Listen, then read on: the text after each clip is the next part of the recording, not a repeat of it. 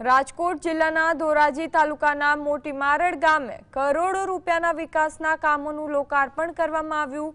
કેન્દ્રીય મંત્રી મનસુખ માંડવિયાની ઉપસ્થિતિમાં ગોંડલ, જેતપુર અને ધોરાજી વિસ્તારમાં કુલ 74 જેટલા ગ્રામ્ય કક્ષાના વિકાસ કામોનું ખાતમુહૂર્ત અને લોકાર્પણ કરવામાં આવ્યું, જેના પર કુલ રૂપિયા 3445.42 લાખનો ખર્ચ કરવામાં આવ્યો। સાથે જ મોટી મારડ ગામમાં રૂપિયા 63.11 લાખના ખર્ચે 3 તળાવોના રિપેરિંગના કામો પણ હાથ ધરવામાં આવશે। આ પ્રસંગે કેન્દ્રીય મંત્રીએ દેશ અને ગુજરાતના ગામડાઓમાં થઈ રહેલા માળખાગત વિકાસની સરાહના કરી હતી।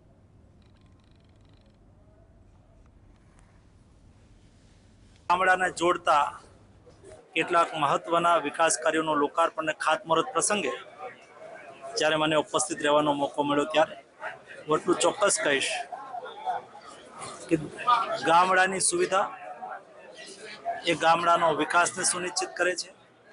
ગામડાની સુવિધા એ ગામડાના માળખાગત વિકાસને મદદરૂપ થાય છે અને એના માટે રાજ્યના મુખ્યમંત્રી ભૂપેન્દ્રભાઈ પટેલ દ્વારા જે પ્રયાસ થઈ રહ્યા છે એમની પણ હું સરાહના કરું છું।